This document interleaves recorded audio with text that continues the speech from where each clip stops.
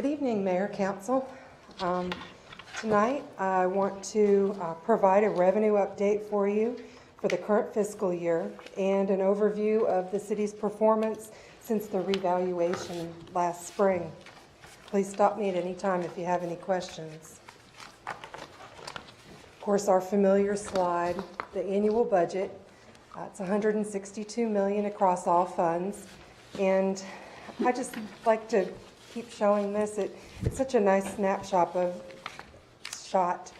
the entire citywide budget, and it's a reminder of what was adopted, what we're currently operating with, and it hopefully will provide Councilmember Anderson with some background as we begin the budget process for another year. If you look at the pie chart, the biggest area is, of course, our electric fund, followed by our general fund, and then the rest of our enterprise funds. And we have a few small special revenue funds that include downtown Monroe. The general fund, the main operating fund for the city, has a budget of $35.5 million. As you can see by the chart, over half or right at half of the general fund's budget is for our public safety expense, followed by transportation and general government. General government is administration, human resources, finance, those types of departments. And where do we get the money to fund those operations? But our general fund revenue, which is funded by nearly 54% ad valorem taxes, our property taxes, followed by 22% in sales tax, which has actually grown from the 19% that it was last year. And Lisa, how much was 3%? How much is that in real numbers? how much is sales tax in real numbers? Total sales tax. I think this got slide up. Yeah. That portrays sales tax data. About $5 million. About $5 million, more than we thought we were going to get. No, just. That's what I was asking. How much did we actually get more than? You said 3%, didn't you know? Yeah, it went up as a part of the total. It only made up 19% of our budget last year. Now it's 22% because it has grown. I'll detail the changes from year to year a little bit later. Okay. The other thing to note on this slide is the other licenses, other taxes and licenses is only 0.6%, where last year this was 3%. This was our privilege licenses that went away. Just to give a little bit of background about the current economy, looking at the consumer price index, the data here represents the changes in prices of all goods and services purchased by the urban householder over the periods of time going across the bottom of that graph. It's used as an economic indicator to identify inflation or, in the case of 2015, some deflation. Looking at that amount, consumers are slightly able to buy more than they could the year before with the same amount of money. It sounds good for the consumer, but economists will disagree since a prolonged period of deflation can cause a result in recession. When sellers are receiving less money for the same product, they've got to cut their costs somewhere to make up that loss. The city's bond ratings.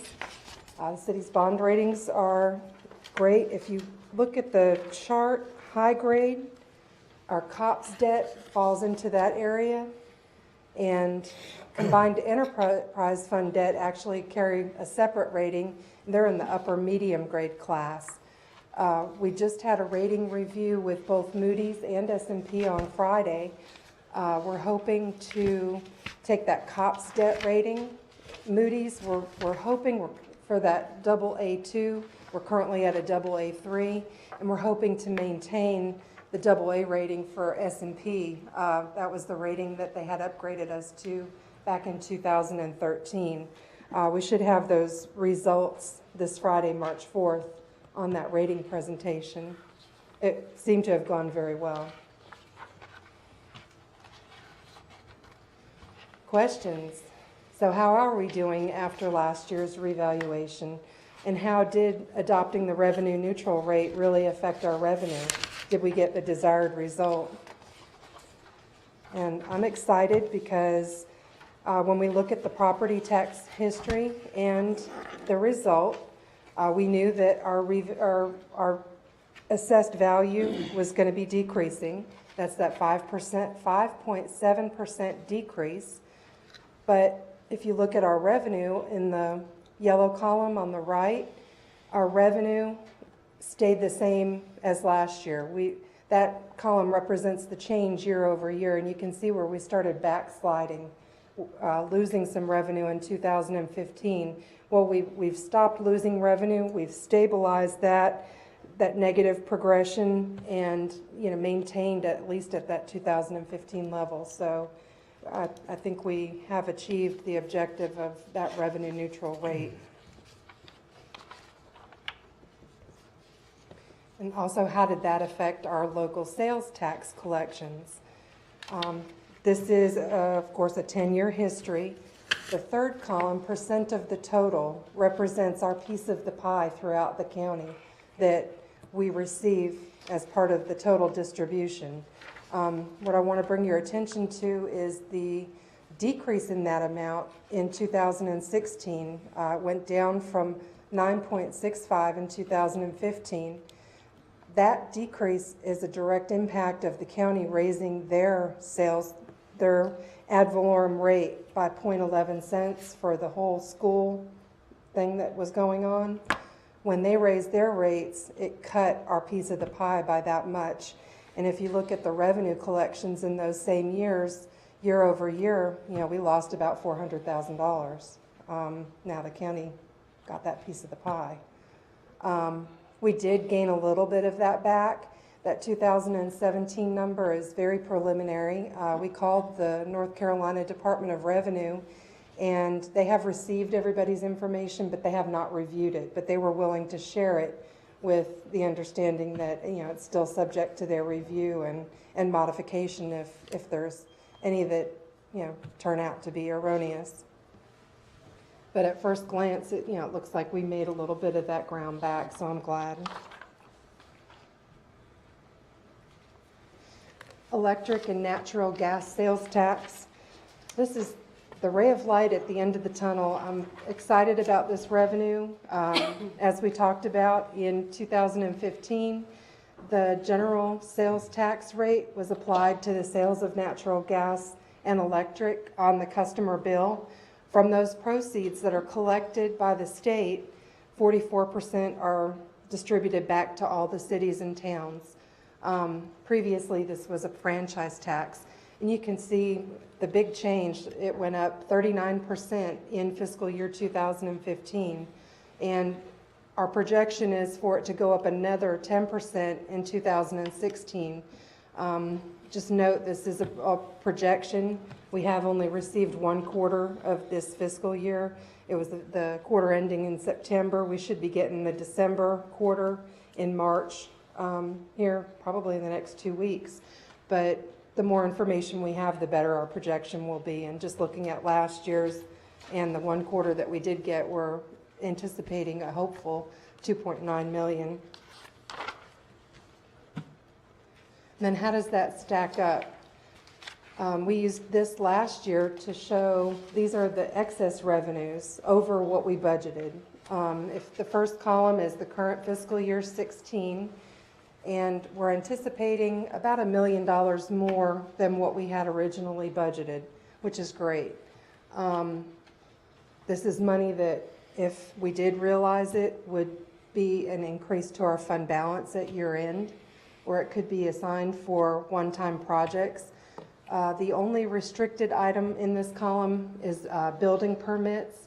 There was a new state law passed effective fiscal year 2016 that says that your building permit fee revenue can only be used for building inspections. So we couldn't use that building permit excess revenue to fund, say, a police car or some other purchase that wouldn't be building inspection related. Are these sustainable? We feel like the sales tax, maybe. A lot of that depends on the economy and continued spending levels in our community. And the utility sales tax to be determined. I'd like some more information. That next quarter will help. I feel real strong about that being a good, sustainable amount for future years.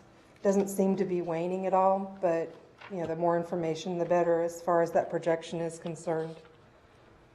So it gives us a little bit of excess revenue to work with going out of the gate for next year. Not a lot. 700,000 isn't going to go real far, but it's helpful. The other piece of the pie that will help us in the 2017 budget development will be use of our fund balance. This is the balance over our policy amount, over the 25% reserve that council has implemented. This $7.2 million can be used to incorporate for one-time spending uses or to offset a large project. Maybe we could do some combination of funding and installment financing. It's great for capital projects. We just need to be careful not to use fund balance to increase operational costs without some corresponding increase in annual revenues. This is just good for those one-time deals. And of course, our debt payments, as they drop off, we free up some money there that we can use in the regular operating budget, or we can reallocate that for different projects for new installment financing. If we did something next year, that financing probably would not hit our books until 2018 or 19. And as you can see, there's a couple of pretty good-sized financings that will be paid off and will drop off, making that amount available. The budget metrics. This is the familiar slide that we're using to just get that benchmark of what it costs to implement any type of program. 1 cent of the tax rate based on the new valuation is $307,000. $1 million in new taxable value, if somebody built a $1 million store on the corner, would generate $5,863 for the city. As we look at our budget requests, any general fund expense additions per $1,000 will cost the city roughly 32.5 cents of their tax rate. Or we'd need about $17 million worth of new infrastructure out there, new taxable infrastructure. Those COLA and merit amounts are just benchmark amounts. If we were to give a 1% COLA across the board, the general fund's portion of that increase would be $200,000, or about 65 cents of the tax rate. Lisa, for this particular year, what did we budget on the bottom line, or where do we stand on the bottom line as the amount that we have to spend and not go into our fund balance? Does that make sense? In other words, what have we gained? I know you said we gained $1 million. Mm-hmm. We're looking from what we budgeted to what our revenue collection is now. We're anticipating more revenue than what we budgeted. So expenditure side, we would not be exceeding any of our expenditure lines without coming to council for an amendment. So we'll stay within our budget. So any excess revenue or savings on the expenditure side would be additions to the fund balance at the end of the year. So basically what you're saying is we have maybe a little over $1 million that we gained If it we could stays, spend and not dip into our fund balance. Is that correct? if it stayed on course the way it was going, yes, we could potentially make a budget amendment, increase that revenue line and an offsetting expenditure, Or, like I said, at the end of the year, the natural thing when we close out our books, it would just all go into the fund balance anyway. Okay. If I could add to that, though, you may recall that we recommended to the city council, I guess it was April, May, to use some amount of fund balance to fund some capital investments and capital outlays. So as part of the budget, there was use of fund balance, not only in the general fund, but from each of our enterprises. So there is, as part of the spending plan, there was fund balance incorporated. Now, in last fiscal year, and I would expect this fiscal year won't be that dramatically different, there are initiatives that aren't fully executed, which means that whether it's buying vehicles or turnover in staff, called like lapsed salaries, that will, in the general funds or other funds, will underspend the expenditures, which will allow us to turn money back into fund balance. And I forget Right. what the number was last fiscal year, but that occurred. So although we presented to you a spending plan that it incorporated using some amount of fund balance, we were turning in fund balance June 30th of 2015. Where we're turning unspent money in that became fund balance.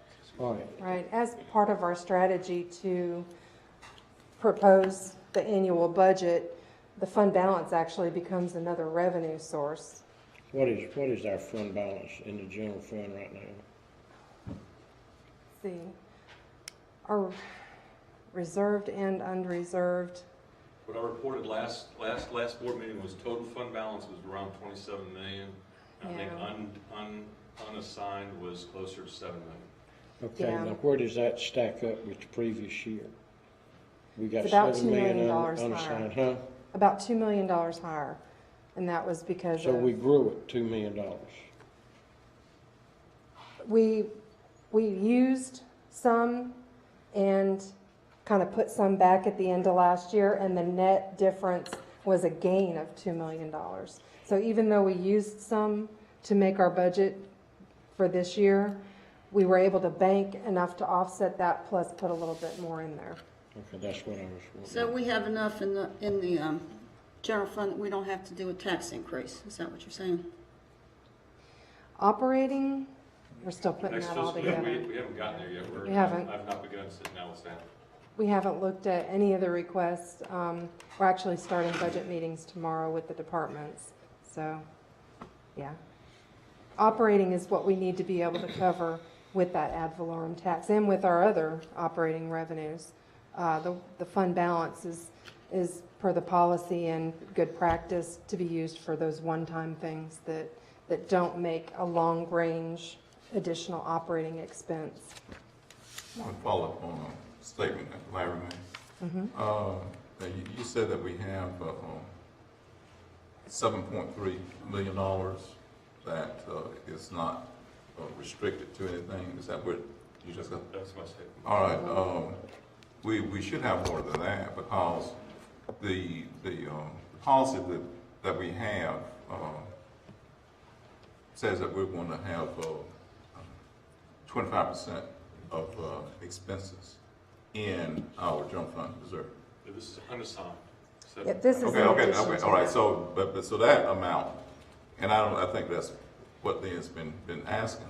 So that amount is what, between 7.5 and $8 million. The 25% Yeah. reservation, I think right now is somewhere around 8.2 or 8.3 Okay, that's million. all right. And So that's in addition to all this. right. So above that we have the 7.3. Exactly. So unassigned, we have 15 point something million dollars that is not allocated to, and unrestricted. I said unassigned, but unrestricted. So if we had to go to a rainy day, let's say the bottom fell out, we got $15 million that we could use to weather the storm. Is that correct? That's correct. Hopefully that doesn't happen. Yeah, I was gonna It's always say. good to know that, I don't want to bite into that policy. no, we gotta be careful. Yeah. Any other questions? Where we go from here is budget meetings. Like I said, departmental meetings will be starting up over the next 3 weeks. We plan to wrap those up and get all of the revenue projections and recommended amounts into our software. And we'll assemble a proposed budget workbook to bring back to City Council by late April and schedule a work session to go over that shortly thereafter.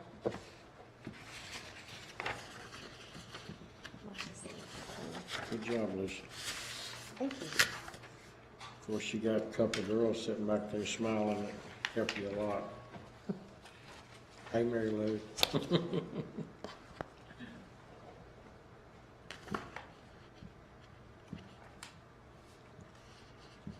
All right. Yeah, Mark. Thank you, Lucy. Thank you. Thank you.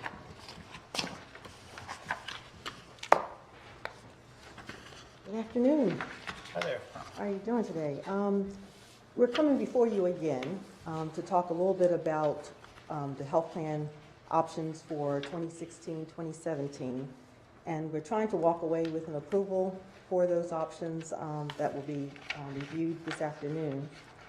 Also, the General Services Committee, along with the city manager, are recommending option 1 paired with an HSA, which is the health savings account. And in addition to that, the General Services Committee also is requesting that retirees participate in the wellness program. So I'm going to have Mark Browder, come up and talk about the options, and then I'll come back and talk about the retiree participation for the wellness program. Did you say the recommendation was the one? One option, Option one. paired with health savings account. And so why are we hearing this again? To get the total approval of the council. Normally, we didn't get a total approval. We actually got it from the committee, but the committee decided on the options, and so I'm bringing it to the full body.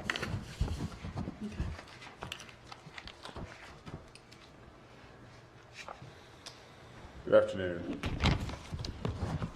Well, it's not moving on my screen. Okay.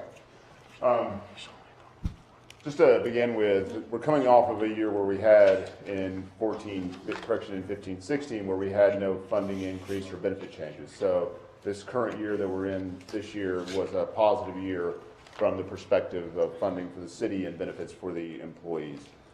As we look going into the 16-17 year, we do anticipate a need for funding to keep the plan solvent so that it doesn't go into the red. And the renewal that you see in front of you reflects no changes in benefit design at all. It reflects a 5.8% increase in funding for the plan. And that funding would be split between the city at about $311,000 of funding, and for the employees about $78,000. One of the options that we were requested was to come up with a solution that would be budget neutral, would have no increase in funding for both the city and the employees, which is represented in option 1.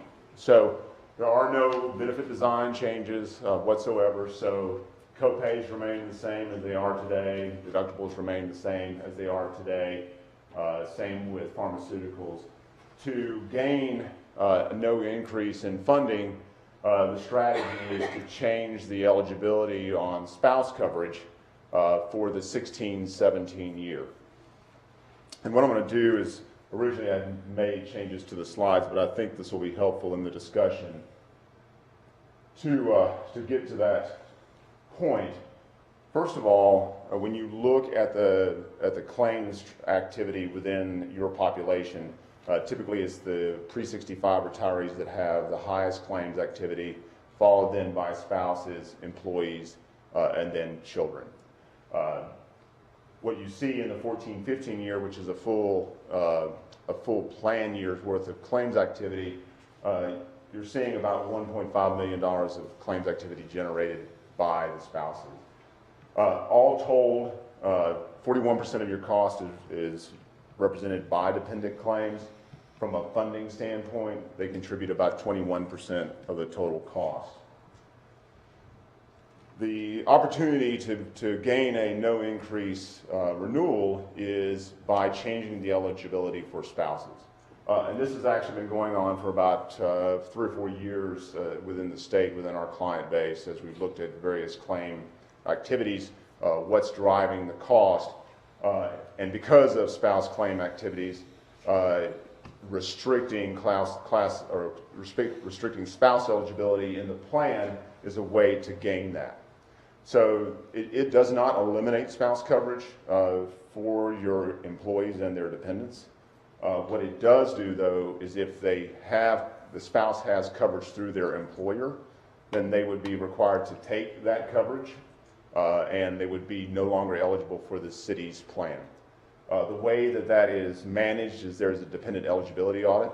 There's a validation of all dependents, spouses, and children. One is, are they eligible for the plan by criteria? That is, do they meet the criteria of eligibility under the plan just as it stands today? And then for those that have coverage through their employer, they would no longer be eligible for the city's plan. All other spouses who don't have coverage through an employer-based plan would still be eligible for the plan. So we probably got 8 to 10 clients who've gone through this. And let me just sort of talk about the challenges with that just from an employee perspective. So there are going to be employees that would be unhappy with this change. So let's just be completely honest about it, because it's perhaps the employer-based plan is not as competitive as what the city provides. We've gone through this, and maybe the one that had some of the most challenging sort of decision-making process was Gaston County, where there were employees who went to the elected officials, expressed their dissatisfaction after about a month or two of looking at the budget, looking at all sides of this. They ultimately made the decision to go forward with the dependent eligibility change and then go through with the dependent eligibility audit. I say all of that just so that you know that it won't be completely quiet, but it is a way for the city to protect the integrity of the plan that you have. From a cost perspective and going into the new plan year, it eliminates the funding increase that would be required without having to make any benefit design changes. So we've done this in multiple places. There is some situations where an employee is covering their spouse here under the city's plan. If they move solely to the spouse's employer's plan for that spouse, the benefits may not be as rich, and it would be viewed in a negative light. But I wanted to get that on the table so that you understood what decisions you were making and what the possible implications of that are. The other piece of the discussion is adding a second option for the employees with a health savings account eligible plan. So it's referred to as a high deductible plan, or it's eligible under IRS criteria for the health savings account. When you look at the deductible, it's exactly the same as what you have today. The difference is there are no copays. No copays for office visits, no copays for pharmacy, no copays for specialist visits. So it is truly a deductible and coinsurance plan. From an employee perspective, there's a couple of advantages that this plan offers that the current plan does not today. Under the current plan, which is a great plan, protects the employees well. If they have, if they have low claims activity, then there's no way for them in this low claim or low physician interaction environment for that individual to be able to save dollars for future health care costs. So under the current plan, you can participate in the flexible spending accounts. Flexible spending accounts will not be going away at all because it will still be available to those that choose the PPO plan. But the HSA allows them to save money, both what contribution the city makes, and under this scenario we're talking about $750 into the health savings account, and any dollars that they want to put in on top of that, if they have single coverage, up to $3,350 and about $6,700 for family. A health savings account is essentially a medical IRA. It's some of the best qualified money going for employees because you're getting a startup or a startup contribution that would be recurring every year of $750 for the employees. They can add on top of that. It goes into their individual bank account, and the location is the local government federal credit union, which is the best banking solution for HSAs. We've probably got 25 clients that have HSAs as a dual option for the employees. But there's really not any negatives because it's going to be a choice for the employees from an underwriting perspective. So how do we view this plan going into 17-18? Both plans are blended together, and the plan is renewed together. So if you end up with a healthier population that ends up in the HSA, and that plan technically outperforms the PPO plan, there won't be differentiation on how the plan is renewed. So for the purpose of what the rates look like going forward, how the plan's renewed going forward, they're going to be blended together. And that's the way that we function today with all of our other HSA clients. It's not a design, it's not a strategy to ultimately eliminate the PPO strategy as employees know it today. The other piece of this is that it is an option for employees to have free coverage if they meet all the wellness criteria. So those extra dollars that they're paying today into the plan, albeit nominal, they would be able to use those dollars, free those dollars up to put additional HSA money in for future healthcare costs. I mentioned that it is a medical IRA. So the HSA allows you to set aside dollars on a pre-tax basis, allows you to pay for current unreimbursed medical expenses for things such as glasses, dental work, physician visits, and so forth, medication. Dollars that are not used, it acts just like an IRA. Once you hit eligibility to take it out at 65, 62 and a half, you can continue to use those dollars for unreimbursed medical expenses into retirement. You can leave the money there, and one of the significant advantages of an HSA is there's no forced distribution like you have at age 70 and a half. So you could keep it to 80, there's no taxation, use it for unreimbursed medical expenses, or take it out, pay the tax at the current rate, and do something on a personal level that you have an interest in. Any questions at all on the options? So essentially the options, and this HSA option can be paired with option 1 or the plan unaltered for eligibility. It doesn't matter. It's flexible and it can go both ways. But I think it's a great option. One of the groups that is, and we've done quite a bit of HSA business for city government, one of the groups that you have who will be early adopters of the HSA are firefighters. They know how to do what is in their best interest. They're very creative. They think about these things. And early on, we've seen fire departments within our populations be very, get it early, participate in it early, and it works very well for them. Any questions of me at all, or if anything I might have missed, Deborah? All right. Mark, you mentioned FSA. Yes. So the FSA, as I mentioned earlier, does not go away.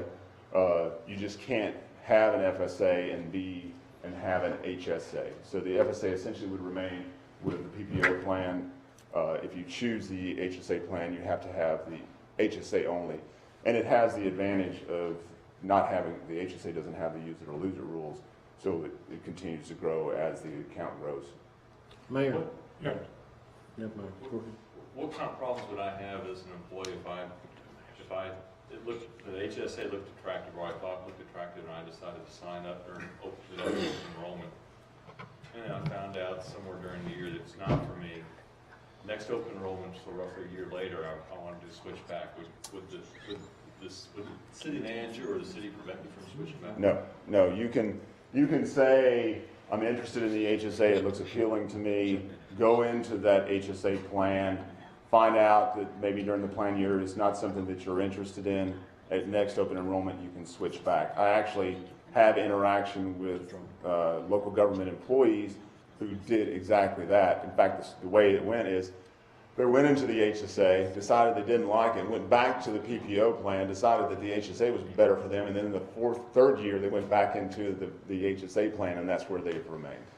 So the HSA plan, that high deductible plan, looks simple on the surface because it is straight deductible and co-insurance.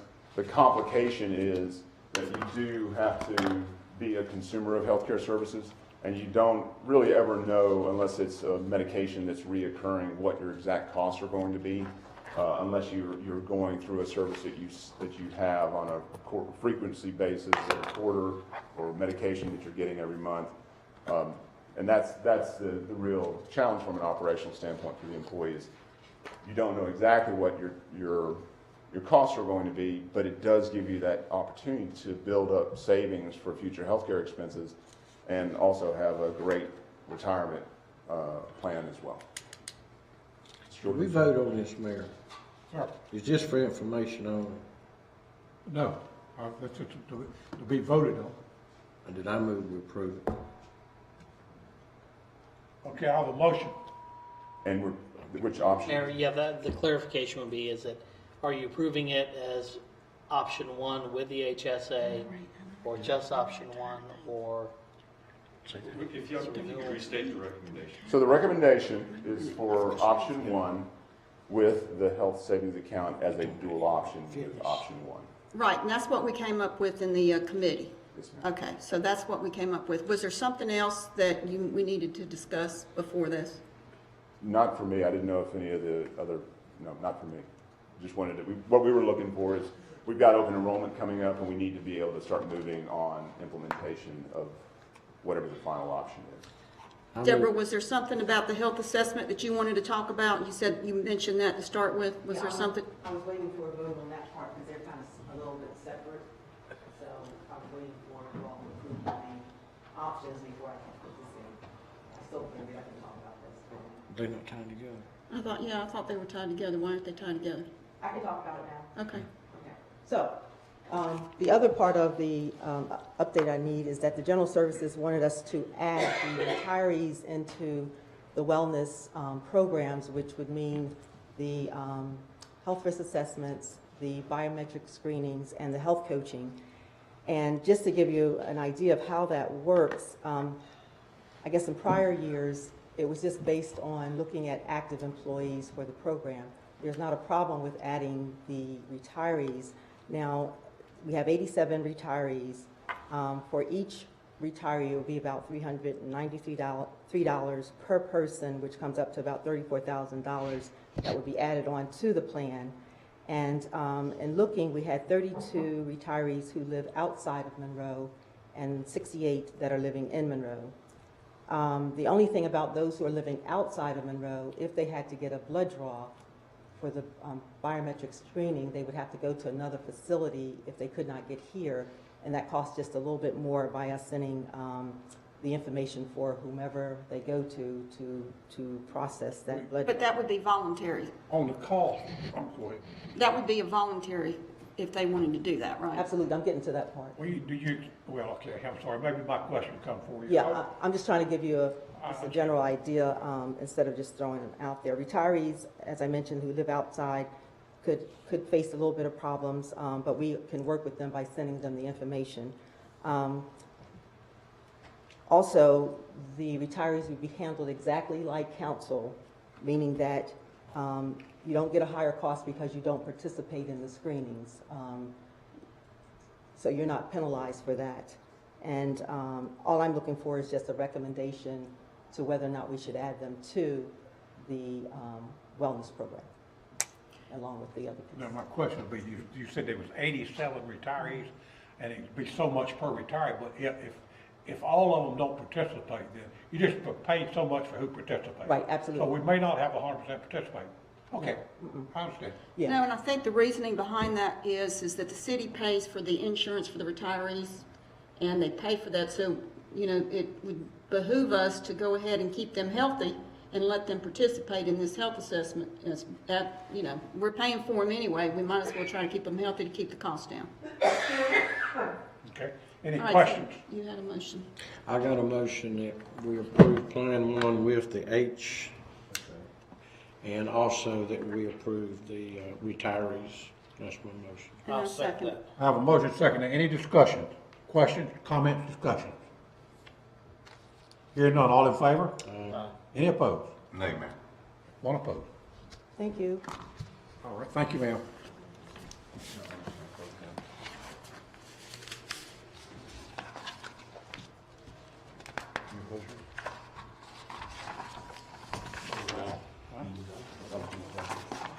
All right, we can take a break, till 6 o'clock, it's 5:40.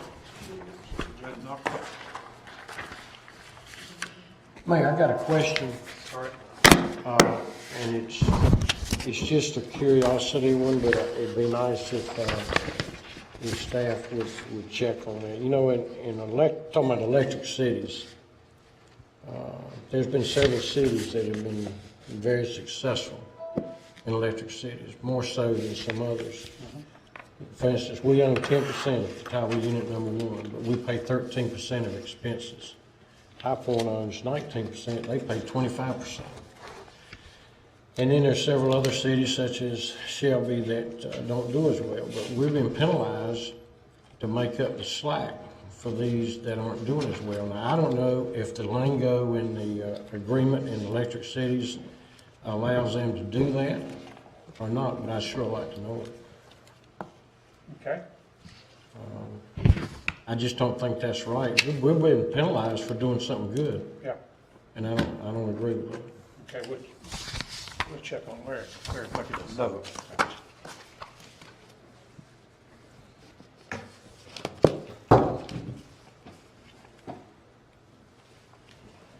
Do I have a motion to adjourn?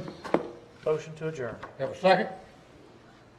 Second. All in favor? We adjourn till 6 o'clock. What about these other two things here, gold? Write that down. I think they already-